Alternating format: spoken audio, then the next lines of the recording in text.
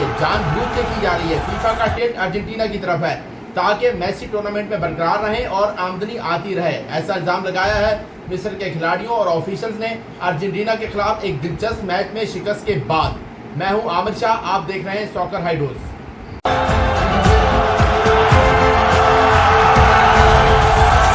मिस्र के खिलाफ मैच में जिस तरह अर्जेंटीना ने आखिरी लम्हात में गोल करके खेल का पासा पलट दिया, उसे किसकी परफॉर्मेंस कहा जाए, अर्जेंटीना की या फीफा की?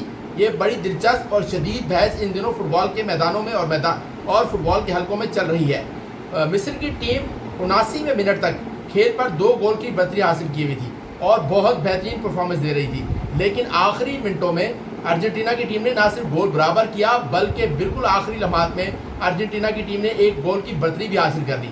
अभी मैच खत्म नहीं हुआ था, लेकिन मोहम्मद सलाह को फाउल प्ले किया गया, उन्हें पेनल्टी किक अवार्ड की जानी चाहिए थी, लेकिन वो नहीं की गई और यहीं से कंट्रोवर्सी का आगाज़ होता है कि अर्जेंटीना को जानबूझ के फतह दिलाई गई है। वरना मोहम्मद सलाह को जहां फाउल किया गया वहां अगर मिस्र को पेनल्टी किक मिलती तो मैच दोबारा बराबर हो सकता था। लेकिन इसके अलावा भी मिस्र के खिलाड़ियों ने इस मैच पर शदीद एतराज़ात उठाए हैं और फीफा से रिक्वेस्ट की है कि इस मैच को सुपरवाइज करने वाले ऑफिशियल को फीफा वर्ल्ड कप से निकाल दिया जाए।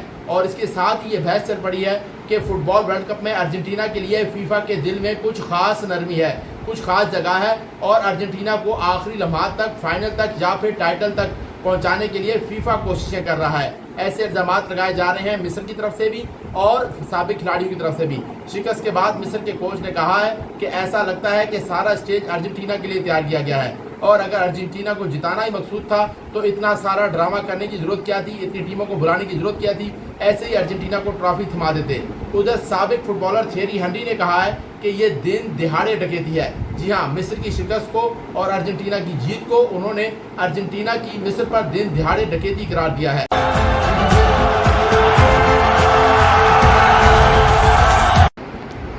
अगर अर्जेंटीना के लिए धांधली की जा रही है तो इस बात को तकवीत इस बात से भी मिलेगी कि अब अर्जेंटीना का जो सबसे बड़ा हरीफ, सबसे मजबूत हरीफ इस टूर्नामेंट में बाकी रह गया है वो है फ्रांस, और फ्रांस का क्वार्टर फाइनल में मुकाबला है मराकश से। अभी अर्जेंटीना और फ्रांस का टकराव किस मरहले पर होगा ये तय होना बाकी है, लेकिन मुमकिन तौर पर ये दोनों टीमें फाइनल में टकरा सकती हैं। तो फ्रांस के मैच को जो रेफरी ऑफिशिएट कर रहे हैं उन तमाम 5 के 5 रेफरीज का ताल्लुक अर्जेंटीना से है। जी हाँ, 2026 के वर्ल्ड कप में अब तक ऐसा नहीं हुआ कि किसी मैच को रेफरी करने वाले तमाम 5 ऑफिसर्स का ताल्लुक एक ही मुल्क से हो। ये सिर्फ पहला मैच है और अगर हम वर्ल्ड कप की पिछली हिस्ट्री देखें, पिछले 22 वर्ल्ड कप मुकाबलों का ताल्लुक देखें तो किसी मैच में बज़ाहिर ऐसा नजर नहीं आता। हमें बहुत रिसर्च करने की जरूरत है। अभी जितना हमने देखा है हमें किसी मैच में ऐसा नजर नहीं आया कि एक मैच को ऑफिशिएट करने वाले तमाम 5 ऑफिसर्स का ताल्लुक एक ही मुल्क से हो। अमूमन रेफरी और उसके 2 असिस्टेंट एक मुल्क से होते हैं क्योंकि वो एक टीम के तौर पर काम करते हैं, लेकिन जो 5 की पूरी टीम होती है वो एक ही मुल्क से नहीं होती। ये वर्ल्ड कप में पहली बार ऐसा हो रहा है कि फ्रांस और मराकश की टीम को सुपरवाइज करने वाले तमाम 5 रेफरीज का ताल्लुक, तमाम 5 मैच ऑफिसर्स का ताल्लुक अर्जेंटीना से है।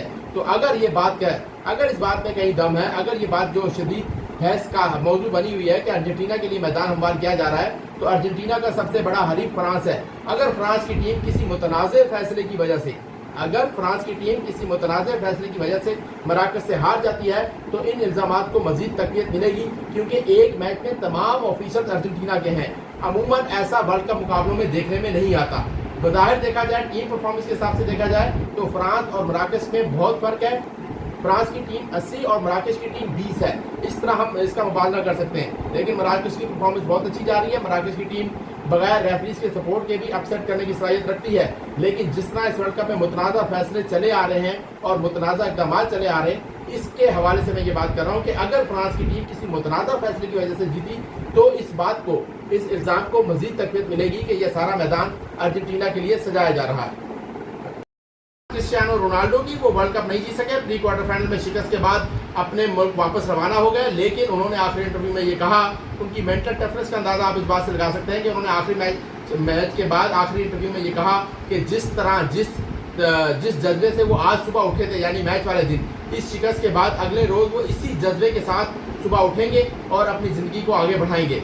और रोनाल्डो के लिए भी ये कहा जा रहा है, रोनाल्डो के प्रसार ये कहते हैं कि उनकी टीम ने उन्हें सपोर्ट नहीं किया, वरना रोनाल्डो या पुर्तगाल की टीम इससे आगे जा सकती थी। इस बात को तकवीत यूँ मिलती है कि जब पुर्तगाल की टीम अमेरिका से वापस लिस्बन पहुंची तो क्रिस्टियानो रोनाल्डो ने खिलाड़ियों के साथ बाहर आने के बजाय, एयरपोर्ट के हदूद से बाहर आने के बजाय, वो टीम के तैयारे से उतरे और अपने प्राइवेट तैयारे में वहीं से सवार हो गए और रवाना हो गए। उन्होंने अपने मुल्क में या अपने लिस्बन शहर में वापस रुकना या एयरपोर्ट से बाहर आना गवारा नहीं किया।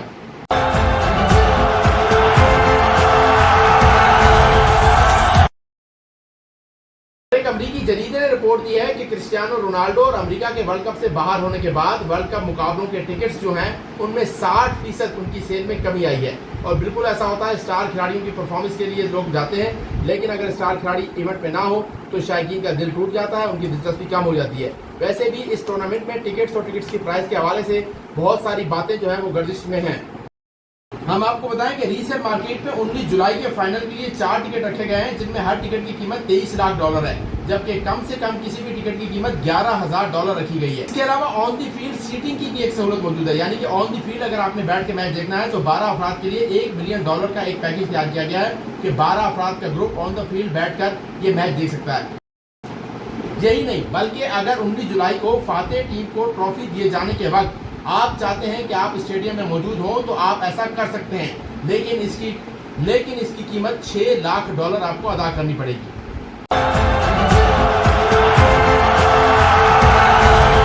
हमारा ये प्रोग्राम आपको कैसा लगा? हमारे चैनल को लाइक करें, सब्सक्राइब करें, अपने दोस्तों से शेयर करें। हम आपके लिए इस वर्ल्ड कप के दौरान मजीद ऐसी ही मुनफरिद और दिलचस्प मालूमात लेकर आते रहेंगे। देखते रहें सॉकर हाइलाइट्स।